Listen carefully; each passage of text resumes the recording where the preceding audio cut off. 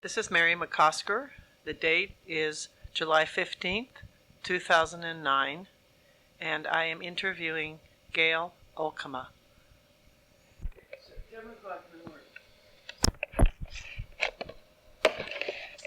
Okay, Gayle, where did you grow up? I grew up in Detroit, Michigan. Oh, how did you find your way to Lafayette? Well, after I graduated from the University of Michigan, I was one of those people who was graduated from Michigan, married, and teaching in college by the time I was 20. And so from there, my husband then got a job in California, and we came here for 2 years. And that was in 1959. And did you stay here from Yes. then on? Okay. Yes. So tell me about your hometown library where you grew up. I don't even recall that we had one. We lived next to the transmission plant in Detroit, which was in a manufacturing plant. My grandparents in my mother's home was next to the Detroit River, next to the steel mills. Neither of those communities had anything like a library. How important was reading to you growing up? Not at all. Not at all. Other than the one book, which to this day I still use, which was The Night Before Christmas. And I use it for all of my poetry. Yeah, I am in Canada or whatever. Okay, so you were educated in Michigan and at the University of Michigan. Yes. And then when did your work experience begin? After I graduated from the University of Michigan and then came out here, I subsequently got a degree in public administration and then ended up teaching it. And because I was a sitting mayor at the time I was in school. And your question, in other words, I want to say that I've had a great deal more of education, which is where I became familiar with libraries. Oh, good. Okay.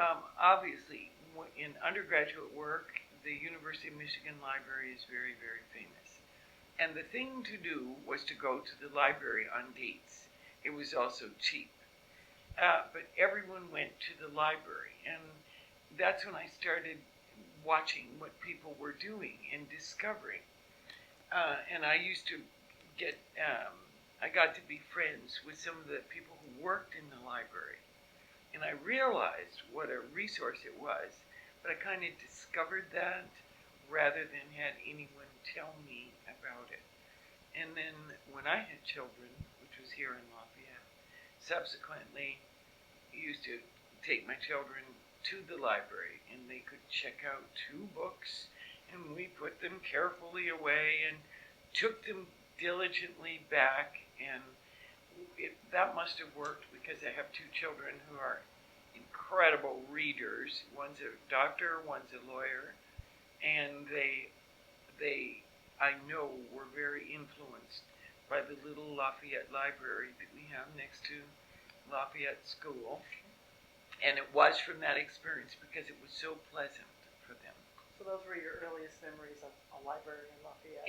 Yes, Okay. and those are my earliest memories, other than the University of Michigan Library, of utilizing a library. Do you yourself personally use the Lafayette Library at all? Very seldom. I did it. I wrote a book at one time when I was in graduate school. And I used it a lot, but what I found is the type of materials that I was looking for, which was statistical data, and that I had to go to Pleasant Hill, and even from Pleasant Hill, I had to order. How do you feel a library serves the community? Now that I'm more aware of it, I think it has a social component. I think it has an educational component. I think it deals with lifelong learning.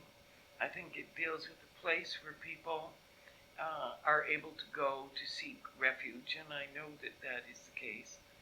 I think it's a place that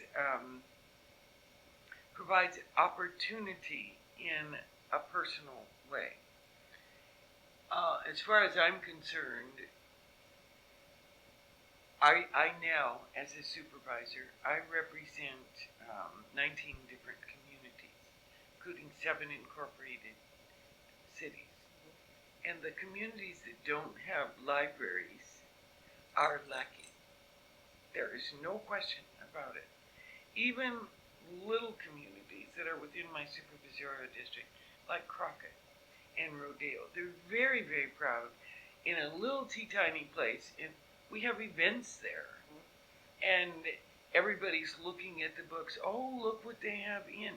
People, even though it's a social event, are sitting and looking at books. To my way of thinking, a library provides a sense of place and home and stability that I think enriches the people of that area. Obviously, it also includes all the educational things. I'm very big on education, teachers, teaching, influencing our young in positive ways. And a library communicates that without saying it. Now, briefly, tell me about some of your other community things that you have been involved with. Since we're keeping this to 45 minutes, you can do a quick overview. Starting with the City Council, is that where you began? More or less. 2 days after I moved into Lafayette, I applied for the Park and Rec Commission and was appointed. Within 4 months, I was the chair. The end of the year, we had raised about $160,000 in revenue for classes that the City Council told us that nobody wanted. Within the next year, I ran for the City Council. There were all gentlemen, I believe, at the time. Was on the City Council and served as mayor 4 times. I was on the City Council for more than 18 years and had to resign when I decided to run for county supervisor. And when I ran for county supervisor, I've now been in that office. This is my 4th term, and I've been there. This is my 13th year. I've been chair of the Bay Air Quality Management District. I'm on 26 different committees, the ABAG Executive Board. I'm chair of the County Health Plan. I'm chair of Contra, Costa, those are just this year. And I'm on 26 different regional boards. And on many of those, I then serve on committees within the organization. So, I mean, I've been intensely involved in Lafayette, in La Miranda, and as time has gone on, the scope of my involvement has become very, very regional, to the point that the Air District, as an example, I represent the county on that, and that is a 9 Bay Area county.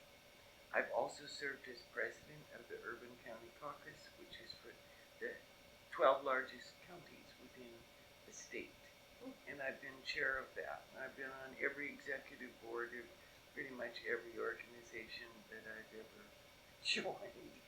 So my involvement has been great and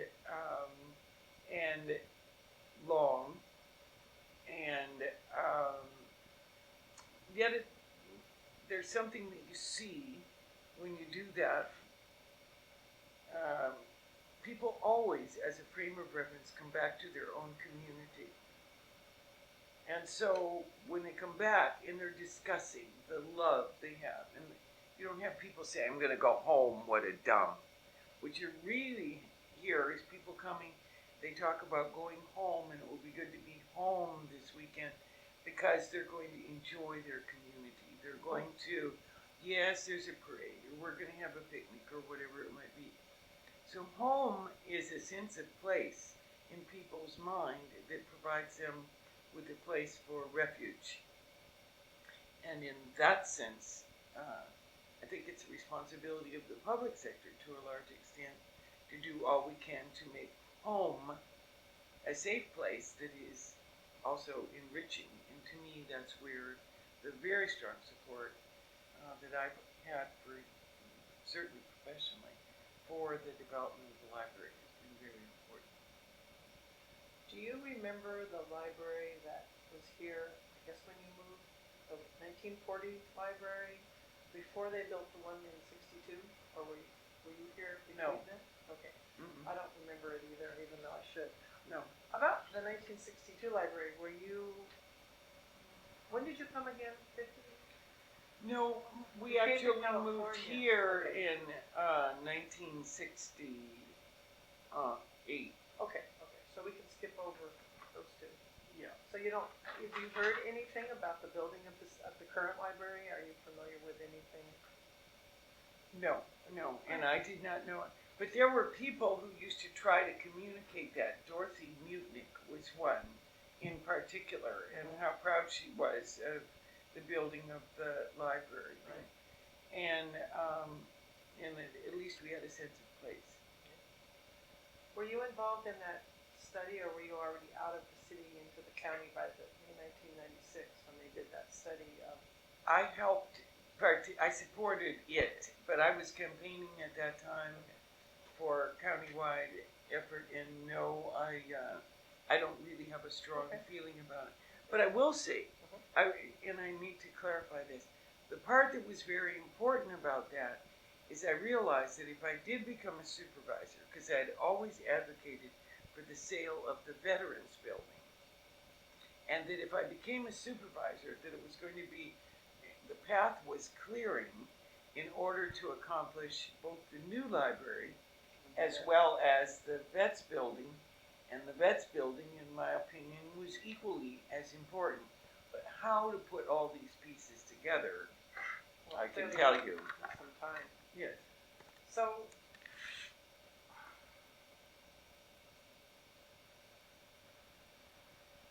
now you still live in Lafayette? Yeah. Okay, so what transformation have you seen in the city in regards to the new library? When you read the papers, you're not intimately involved, but stemming from without. What do you? I am intimately involved in the sense that I was very much a part of the process and the sale and the redevelopment in the cities, and it kept falling apart. There were many meetings that were held right in this office to keep everybody together. The city of Walnut Creek Redevelopment, Lafayette. That was the Vets Building. It was the whole, everything was a package to me, and the library was a part of it. And what I saw was a very intense dedication by our community leaders, our city council, both of Walnut Creek and of city of Lafayette, to have this occur. It was more difficult because the veterans wanted it to happen, and to have all the properties shifted around as they ultimately were, because they were really looking, they didn't care so much for the library, they cared a great deal for the Veterans Building. And obviously those are county-owned buildings, and so I'm very intimately aware of that. What I see is the community didn't support, when in my years on the city council, we always talked about, the famed reversionary clause, which I gather is still coming up again. For the library property next to the Lafayette School. What School. happens to the library? Right. Yes, that kind of thing. I mean, that was always a big focus as a council member of, oh my gosh, somebody really better figure that out, and we better know what to do. What I see is that the community seems to have bought into the idea of making this a sense of place, and they have contributed to it. I give great credit to the committee that worked on the foundation and the city council, and it was past my time, so I'm not patting myself on the back, to figure out the mechanism by which to pay for such a very expensive facility. And there is concern in the community to this day about how are we going to pay the operational costs. That is very clear pretty much wherever I go. And the subject of community, two things come up. Boy, that building is big. And secondly, the issue of how are we going to be paying $1 million a year for operational costs. I don't think it's gonna be a million. I'm telling you what But they're that's what saying. people are saying, right. You are asking me what my What you're perception hearing. is, and that's what I'm hearing. And so we have worry about that. Worry. And no worry. I still work with They this. feel that somehow it's gonna come back and they're gonna have to pay for it in some way, probably. They never say why. They're just worried whether we're going along and how can we afford the expenses of $1 million a year is what they're Especially telling now. me. And I tell them, I don't know. Mhm. You know, I have not been part of that. What I care about, and then I go into the fact, is that we have a county building at the other end of town that should be used and should be complementary. If you really think about this community, we have 3 very interesting anchors. We have the centerpiece anchor, which is the Library and Learning Resource Center. We have the Park Hotel, and we have the Veterans Building. And all of them are anchors for either social events, personal events, community and civic events. They are anchors for people, so that people now have choices that they did not have before. So there's been a lot of foresight, and from my point of view, people are extremely pleased that they have it, but it almost makes Lafayette a little bit more slick than it used to be. These are all pretty grandiose things that everyone's very proud of. And I think we used to think of ourselves in a little more modest terms than what has evolved. On the other hand, all the 3 facilities are very well supported. Yeah, I know that the Vets building is always busy. Yes. Always busy. I just had a meeting with them today, this morning. That's great. Mm-hmm. So, just from a citizen's point of view, what outcome do you hope for most with this new library? What do you look forward to using, doing, enjoying the most? If anything? Well, this gives me, how many more questions do I have? Because I want to say a piece at some point in here. I felt that even with the library next to Lafayette School, that the role of a library should be a multiple role, and that this is, and I don't feel any differently about this, the new library. I think it should be an opportunity to look at a facility as an after-school opportunity for children to go to study.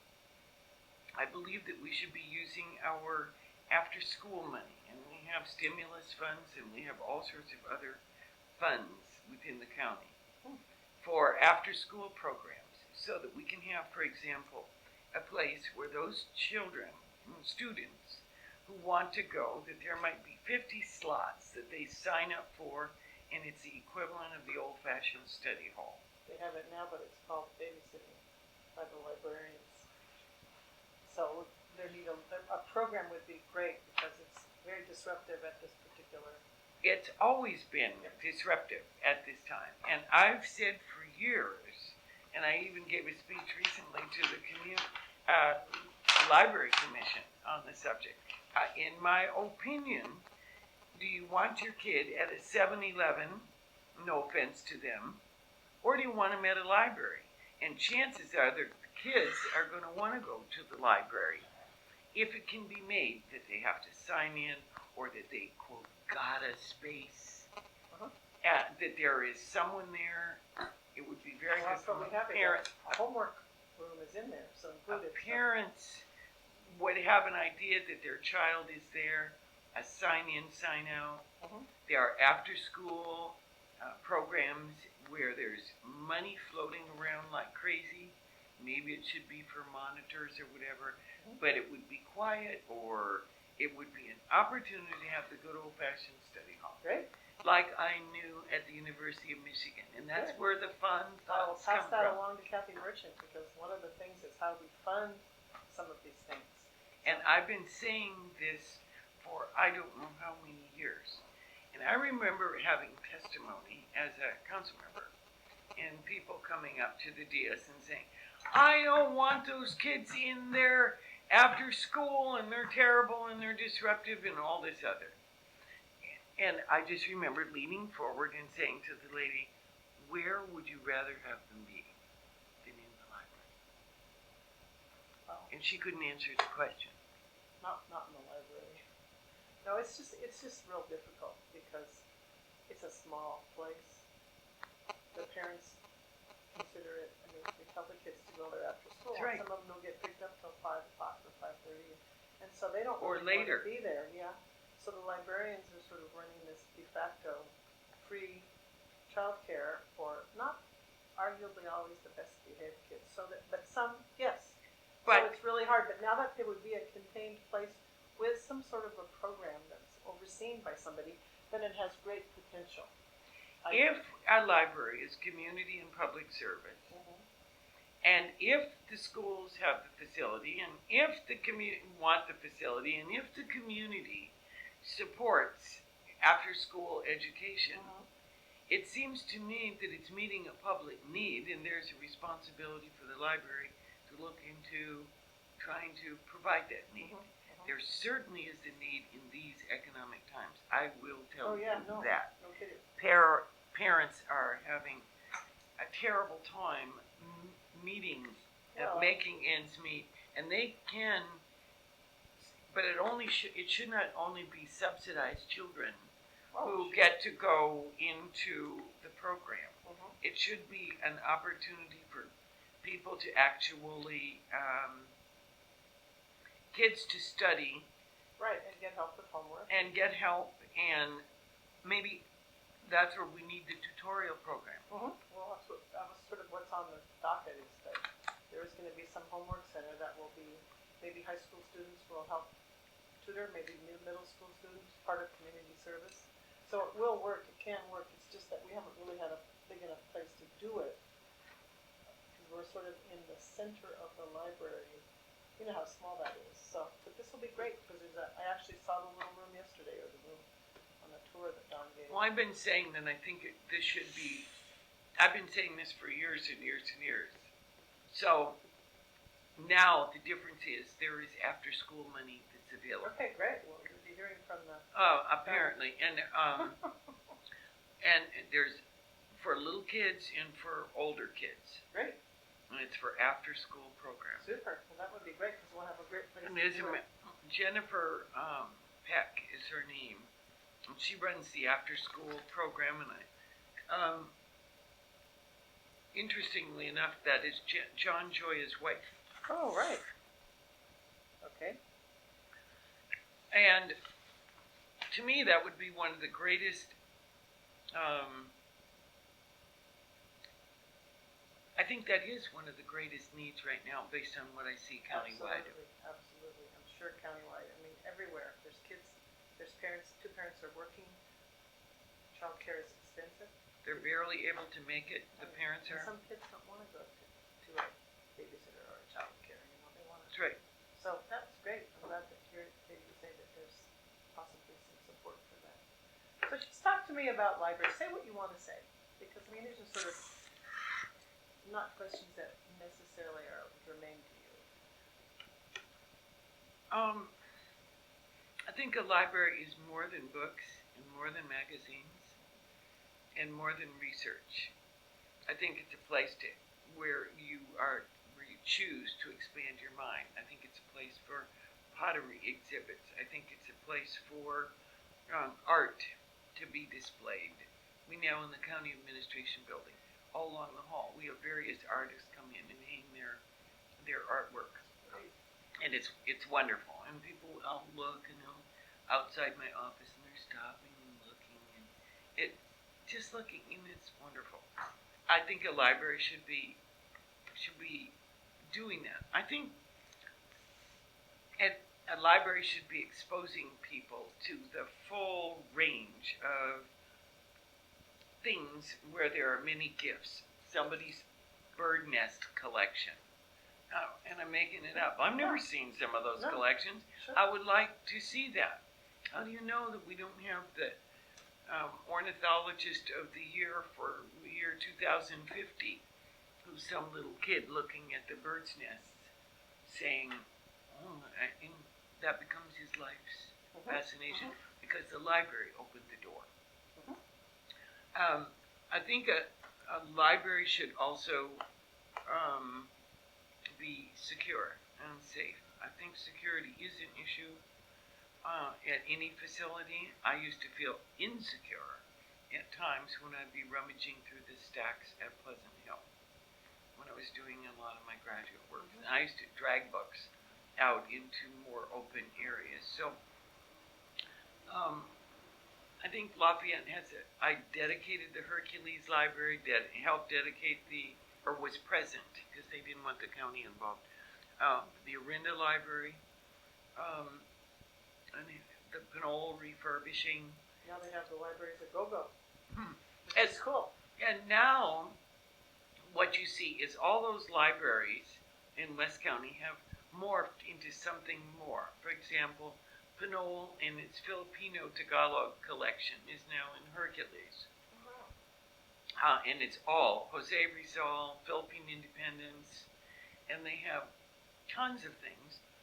And the reality is 40% of the population in Hercules is Filipino. So it's very relevant about teaching about the history of the nation, and as my Filipino staff member says, in 200 years of Spanish oppression, and and she's learned all this, and she's learned it all from her experiences with the library. So I think it's something Lafayette needs to be very proud of, and I know it is. I'm very proud to have played a little part in it because the reality is this took a whole lot of people all doing a little part. Mine happened to be governmental. And would I do it again? Yes. Ultimately, I know that even though the conservative part of me worries financially about the ongoing costs, we're going to look back at this. This is well in the future. Those folks are going to look back and say, my, what foresight they had to have planned this. The same as we now look back at East Bay Regional Parks and we say, what foresight some legislator had to save all this land so that we've got these parks. What foresight they had to direct that East Bay mud water would be directed here through the McCollum River, as an example. But all those things took foresight. Sometimes these foresight looks crazy today, but when you look at it and you look at the completed project, you look back and say, wasn't that wise? And I'm hoping that Lafayette Library and Learning Center will be in the same category. It will be wise.